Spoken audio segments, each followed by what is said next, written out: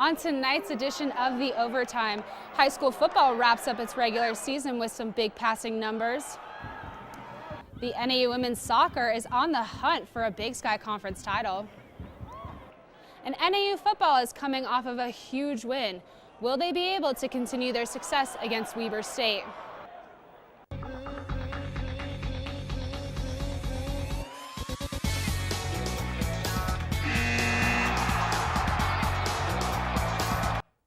Thank you for joining us and welcome to this edition of The Overtime, Northern Arizona's only sports show. I'm your host, Jacquie Lemarr, and we have a packed show for you tonight with a lot of local sports action. And joining me is sports reporter Sam Oshins.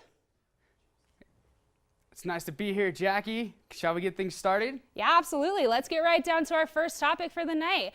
We've got a quick local high school football wrap-up. Now, Sam, what do you think the Eagles did to dominate the Coconino Panthers last Friday night? The highly anticipated crosstown rivalry between the Coconino Panthers and the Flagstaff Eagles lived up to the hype as the Panthers and the Eagles were locked into a battle of the Christians last Friday night. The final showdown of quarterbacks Christian Singleton and Christian Casados was a tale of two halves as the Panthers and the Eagles were within one score of each other heading into halftime, with Flagstaff leading 22-14. The Panthers came into the game looking to avenge a 33-7 loss against Flagstaff from a year ago. Unfortunately, the Eagles had other ideas as they scored 28 unanswered points in the second half as the Eagles routed the Panthers 50-14.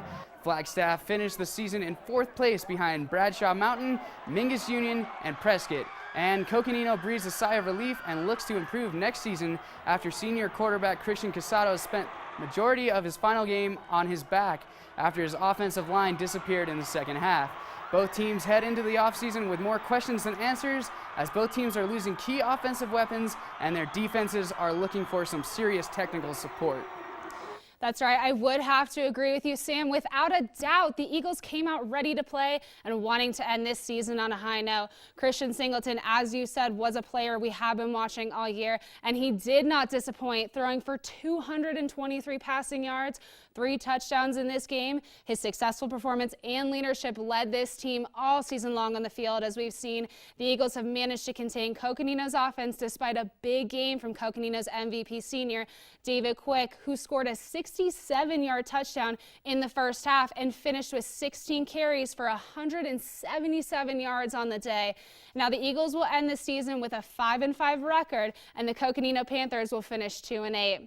Now, moving on up to NAU athletics. Over on the track, the men's cross country team is making some big strides, being named the #1 ranked team in the country unanimously for the second week after winning the Big Sky Championship last Friday. Now, Sam, what do you think is the key to this team's success in regionals? The key to the Lumberjacks' success is a little secret called 7,000 feet, and the advantage it gives to them in less harsh environments and the disadvantage opponents have when they travel to Flagstaff.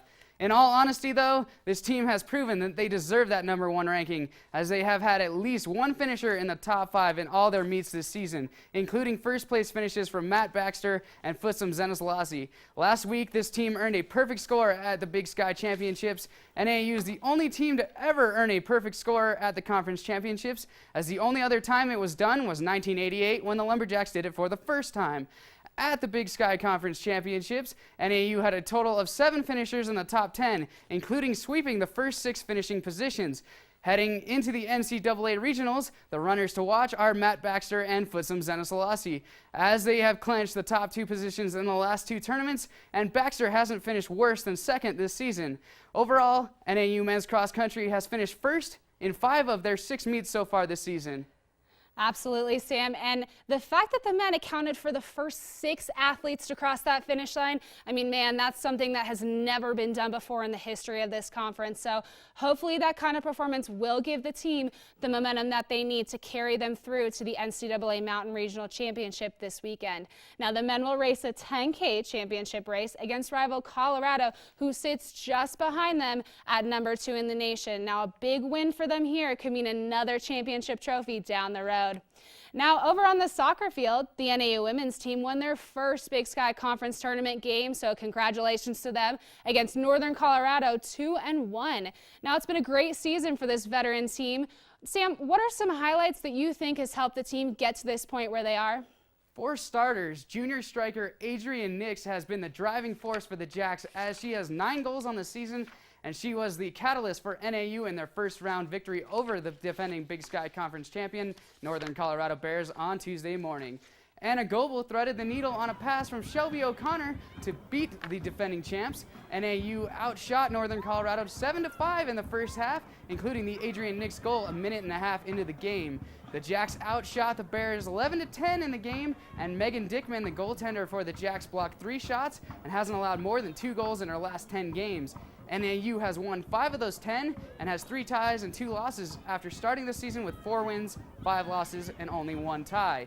Based on those stats, NAU is getting the ball rolling at exactly the right time. The Jacks played a semifinal bout against second-ranked Sacramento State earlier today. Results can be found at nauathletics.com. You're right, Sam, and this team is one of the strongest and deepest teams the program has seen. And with a total of 5 Lumberjacks making it to the ballot to earn all conference team spots, it came as no surprise that they won against Northern Colorado. Junior Adrian Nixt captured a first-team seat, and redshirt freshman Carly Gamble, true freshman Amanda Bennett, redshirt junior Missy Kettlecamp, and senior Lindsay Doyle all received honorable mention nods. They have really shown that they do have the ability to come back from a disappointing conference season last year and continue to build a stronger legacy from here on out for this NAU program. And lastly, the NAU football team is coming off of a major win against those Montana Grizzlies, 43-35. Now, Case Cookus is out for the regular season. Sam, what do you think this team needs to keep up their winning streak against the Wildcats now that he is gone? Jackie, NAU is in the middle of 3 hard opponents as their next 2 contests are against Weber State, who has lost only 1 Big Sky game all season, and North Dakota, who is one of 2 undefeated teams in the Big Sky play.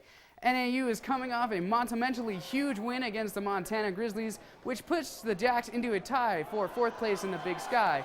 One benefit to Cookus being injured has been the emergence of new talent.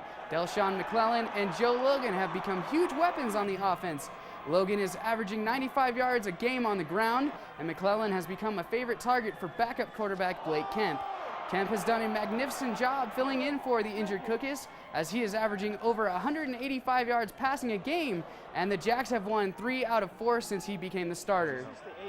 You know, Sam, that is a great point. Not only is their offense still looking strong, but the defensive end has managed to maintain just as much dominance on the field. And senior linebacker Jake Thomas was named the Roots Sports Big Sky Defensive Player of the Week this week. And it's the first honor of Thomas's career and the 2nd distinction for the Jacks this season. Now, Thomas and the Lumberjack defense managed to hold Montana down from 0 of 4 on 4th down conversions and 5 of 16 on 3rd down conversions. The team has had a bye this weekend, so hopefully they got some rest and they'll be able to keep this energy going into the weekend. The Jacks will play Weber State in Utah and are slated at an 11 a.m. kickoff this Saturday. Now, Weber does hold a 6-game win streak at home, so the Jacks defensive team will really have to step up their game if they expect to go 5-5 this season.